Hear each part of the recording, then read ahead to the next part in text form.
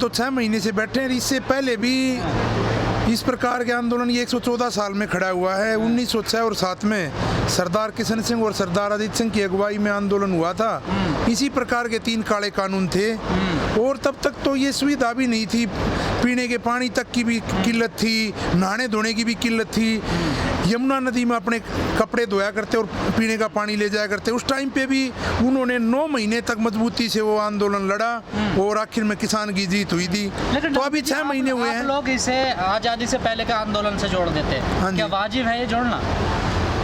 देखो हालात वही पैदा हो रहे हैं कहीं ना कहीं। उसी ब्रिटिश सरकार की तरह आज जो हमारी अपनी बनाई हुई अपनी चुनी हुई सरकार, उसी ब्रिटिश सरकार से भी वो ब्रिटिश सरकार भी कहीं ना कहीं दबाव में आके मान जाया करते। लेकिन ये लोग अपने किसान के आगे हठधर्मिता करना एक अच्छी बात नहीं है। किसान ये अटल बिहारी वाजपेयी के टाइम पे 2 कानून ले आए गए थे। तो ये मैं जो अपने मंत्री जी हैं राजनाथ जी का बयान देख रहा था आज से 10-12 साल पहले का, तो उन्होंने ये कहा था उस टाइम पे तब वो कानून आए तो अटल बिहारी वाजपेयी के सामने जाके जब कहा भाई यूं किसान खुश नहीं है और बाबा महेंद्र सिंह टिकैत और पूरा किसान वर्ग इनसे नाराज है, तो उन्होंने कहा किसान के आगे किस चीज़ की और इसमें अगर हम मान जाएंगे तो सरकार की हार होगी। उन्होंने नहीं, किसान के आगे अगर 100 बार भी सरकार की हार हो तो मेरे को बड़ी खुशी है। तो किसान के आगे मंत्री हैं तो किसान मतलब मैं उनका बयान बता रहा था जो अटल ये पहले का बयान है, वो तो भगवान भी बताते थे। हाँ, तो अटल बिहारी वाजपेयी ने ये कहा था कि किसान के आगे कोई हार नहीं होती, किसान की बात मानने में कोई हार नहीं होती। 100 बार भी हारना पड़े तो मैं खुश हो गए किसान की बात मानने का काम करेंगे। तो उन्होंने भी तुरंत मानने का काम किया था, मनमोहन सिंह ने भी मानने का काम किया था। तो किसान की बात मानने का काम हमेशा से हुआ इस देश में। और अब हमारे को कहीं ना कहीं ऐसा नहीं लगता कि ये बाबा भीमराव अंबेडकर द्वारा बनाए गए संविधान के दायरे में देश चल रहा है। नहीं लगता आपको? नहीं लगता हमारे को। क्यों? तब इस देश का अन्नदाता किसान रोडों पे पड़ा और सरकार ने उनकी सुध तक नहीं लेती। और इन्होंने 1-2 बार हमारे ऊपर ये भी कहा कि किसान जवाब नहीं दे पाए, बाहर आके पलट जाते हैं। उसके बारे में मैं भी आपको खोल के बताना चाहूँगा। जो हमारे किसान नेता थे, जो 40 सदस्यीय हमारी कमेटी है, उन्होंने हर बात का जवाब देने का काम किया है। वो हर बात का जवाब देने के लिए सक्षम है। आज भी मैं कहता हूँ बिल्कुल से खुले मंच पे बैठ के आगे जो वार्ता करनी खुले उसको सार्वजनिक कर दिया जाए और ये देखे किसान जवाब देने में सक्षम है या नहीं। आपने भी राजनाथ जी का जिक्र किया। हाँ। कहा जाता है ये कहीं ना कहीं सच्चाई है कि जो टिकैत परिवार है राजनाथ के बहुत अच्छे संबंध है। हाँ। तो बात क्यों नहीं बननी है आखिर? बात तो वही बताएं ना, या राजनाथ जी बताएं या प्रधानमंत्री जी बताएं। सतपाल मलिक ने भी बयान दिया था और वो लोग बताएं ना क्यों नहीं बन रही, उनकी आज्ञा नहीं मानी जा रही या क्या बात हो रही है, वही लोग बताएं। उनसे हमारे से बेहतर जवाब वो दे पाएंगे। रणनीति नहीं बना रहे, आंदोलन को लंबा खींच रहे हैं। किसान नेता के हाथ में क्या है? किसान नेता के हाथ में कानून रद्द करना तो नहीं। अगर किसान नेताओं के हाथ में होता ये तो तुरंत कर दें। उनके हाथ में कानून रद्द करना नहीं है, किसान नेता के हाथ में आंदोलन करना है, कानून रद्द करना नहीं। कानून रद्द करना तो गवर्नमेंट के हाथ में, प्रधानमंत्री जी के हाथ में, जो हमारी सरकार उसके हाथ में है। इतना बड़ा आंदोलन चल रहा है देश में सर, 6 महीने होने वाले इसको कंप्लीट। हाँ जी। सरकार पे दबाव ही नहीं बनना, आखिर वजह कहाँ रुकावट आ रही है? बन जाएगा दबाव। चारों साइड से किसान बैठा है, अपने आप दबाव बन जाएगा। कितने दिन नहीं बनेगा। ये पूरे विश्व में इन लोगों की हमारी सरकार की निंदा हुई है और इन लोगों को और अकल आ जाएगी। अभी जैसे बंगाल में इलेक्शन हुआ तो इन लोगों के वहाँ पे भी नीचा देखने का काम हुआ इन लोगों का, और जहाँ भी ये जाएंगे लोग इनको सबक सिखाने का काम करेंगे। और सर बंगाल में तो हार गए पर टिकैत अपना जिला नहीं बचा पाए हैं।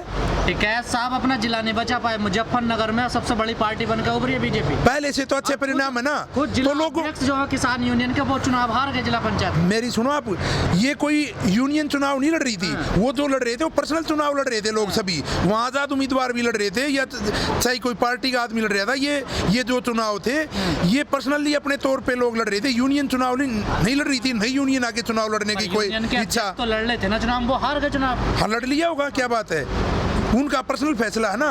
लड़ो, हार जीत से कोई मतलब नहीं। लेकिन पहले से तो बेहतर परिणाम है। पहले पूरा ही क्षेत्र बीजेपी का होता था और बाकी और जिन लोगों का नशा नहीं उतरा, और आने वाले इलेक्शन में इनको पता चल जाएगा क्या हालात होने वाले हैं। डम्पी जी आगे की रणनीति क्या है आप लोगों की? आगे क्या करने वाले हैं? 26 तारीख के बाद बड़ा होगा कुछ? वो तो जो हमारी 40 सदस्यीय कमेटी है, जो भी निर्णय लेते हैं वो वहीं से, सिंघू बॉर्डर ही हमारा हेडक्वार्टर है, वहाँ से ही निर्णय लिया जाता है और उसी की पालना पूरा देश करता है।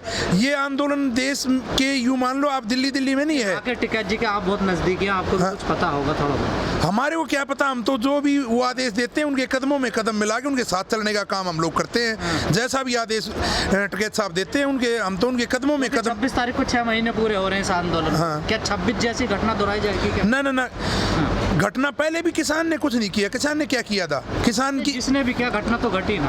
हाँ, घटना घटी, लेकिन जो जिस तरह से उस घटना को दर्शाया गया ऐसी चीज वो नहीं थी। उस बात को तरोड़ मरोड़ के दिखाया गया और किसान को भ्रमित किया गया। किसान को पहले तो रूट के बारे में बहुत विचलित किया गया था। उस घटना के बारे में आपको बताऊं, फिर जिस साइड किसान को जाना चाहिए था उस साइड के बैरियर मजबूत किए गए और जिस साइड किसान को नहीं जाना था उस साइड के बैरियर ज्यादा ढीले छोड़े गए।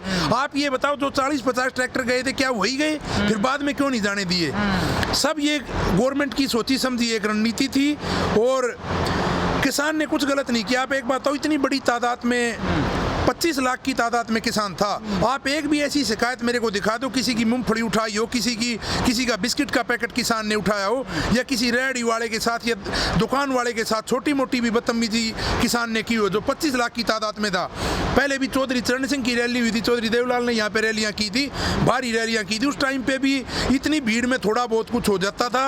उस टाइम पे भी कई दिन में किसान जो लोग अपने घर गए थे। लंबा खींचेगा आंदोलन उतना कमजोर होगा, ये तो आप भी जानते हैं। नहीं, कमजोर नहीं होगा। किसान यूं घर पे तैयार बैठा है अभी।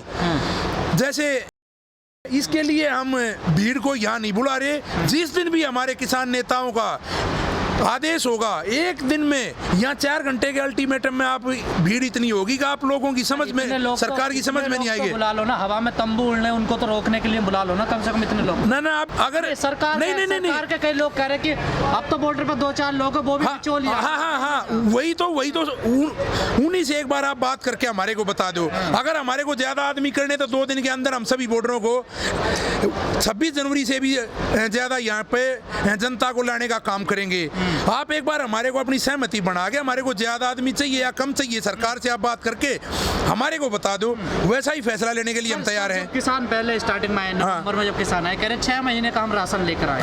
6 महीने का टारगेट किसान का, 6 महीने पूरे होने वाले। अभी उसी के बारे में बताऊंगा मैं आपको। अभी लगातार ट्रेलियां गेहूं की भर के आ रही हैं। अब की बार साल भर का राशन आ रहा है। अगर सरकार ने हमारी बात नहीं मानी तो पिछली बार तो गेहूं की ट्रेलियां नहीं लेकर आए थे। अब किसान यहाँ ताजा आटा खाएगा, पुराना 6 महीने का राशन एक साथ नहीं। अब की बार चक्की लगा ली हमने, गेहूं मंगा लिया पर्याप्त मात्रा में, हर रोज 10-10, 12-12 ट्राली आ रही है। अब की बार इस तरह से राशन इकट्ठा हो, कई साल का राशन हो जाएगा। सर, टीकरी बॉर्डर पे तो सुना कि वहाँ पक्के मकान बन रहे हैं, गाजीपुर बॉर्डर पे भी ईंटें आने लगी है। हाँ, टीकरी बॉर्डर पे काफी मकान पक्के हैं और जैसे अच्छी चढ़ाई करी, जैसे पहले घर होते थे डबल ईंट की, कच्ची ईंटों की चढ़ाई करके, और ऊपर हमने उस पे छप्पर भी डाला है। और ये जो अपने बिजली के खंभे पड़े थे वो लोगों ने वहीं से ऊपर रख लिए, जो छत देने का काम किया। एक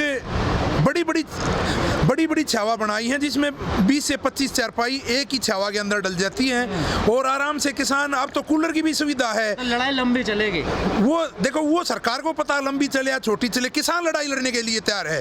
किसान तो आपसे बातचीत करनी छोड़ दे, लावारिसों की तरह छोड़ दिया। तो हमने भी ये कसम खाई, हम सम्मानजनक जाएंगे यहाँ से, तीनों काले कानून निरस्त करा के यहाँ से जाएंगे, बीच में उठ के हम नहीं भागने वाले।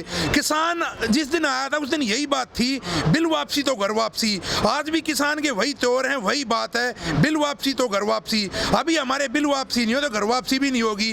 और गवर्नमेंट अपनी तरफ से, गवर्नमेंट अपनी कोई भी कार्रवाई करे, हम ये लड़ाई संविधान में रह गए और अपने सरकार को भी सबक सिखाने का काम करेंगे। इनको भी पता चलेगा कि किसान का सम्मान ना करने में क्या नुकसान होता है। एमपी जी, आज टिकैत साहब की आज पुण्यतिथि है, क्या संदेश दिया आपने किसानों को?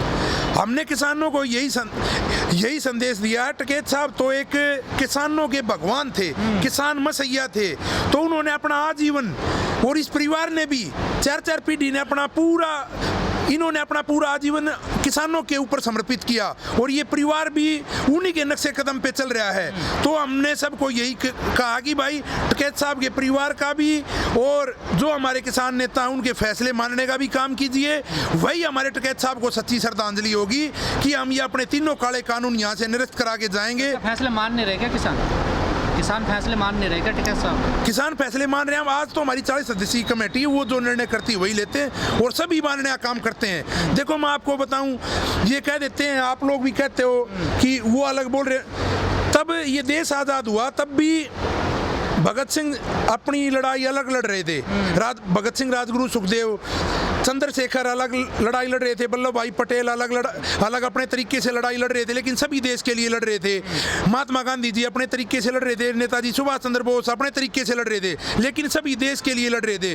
उस टाइम पे निर्णय भी अलग अलग लेते थे, लेकिन सबसे खूब बात है आज निर्णय भी एक ही चलता है। जो भी निर्णय 40 सदस्यीय कमेटी लेती है वही पूरे देश में फॉलो होता है। आपको मैं बताऊं, मध्य प्रदेश में भी उसी को फॉलो करने का काम करते हैं, कर्नाटक में भी उसी को फॉलो करने का काम करते हैं, हम उड़ीसा और भुवनेश्वर गए वहाँ भी उसी को फॉलो करने वाले लोग काम करते हैं। पूरे देश में एक ही जो फैसला होता है उसी फैसले को पूरे देश में लागू किया जाता है, उसी को सभी लोग मानने का काम करते हैं। और ये लड़ाई ऐसे ही मजबूती से लड़ी जाएगी।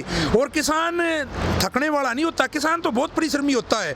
किसान कड़कती ठंड में, हमारे यहाँ नहर का पानी है तो तब यूं लगता ना किसान को बंदा निकल गया तो वो खुद बैठ जाता है, कस्सी से नहीं रुकता, जो खुद ओढ़े हुए होता कंबल डाल देता है और तब भी नहीं रुकता तो खुद बैठ जाता, घंटा आधा घंटा तब तक मेरा खेत भर जाएगा। तो किसान संघर्षशील होता, किसान ऐसे हार मानने वाला नहीं। और कड़कती धूप में अभी खाद की ट्राली डालते हैं, पूरे दिन कस्सी का काम करते हैं, गोबर में भी रहते हैं, तो किसान तो बहुत संघर्षशील होता, किसान थकने वाला नहीं है। ये हम आपके चैनल के माध्यम से बताना चाहते हैं, किसान थकेगा नहीं, ये अपने दिमाग से सरकार निकाल दे।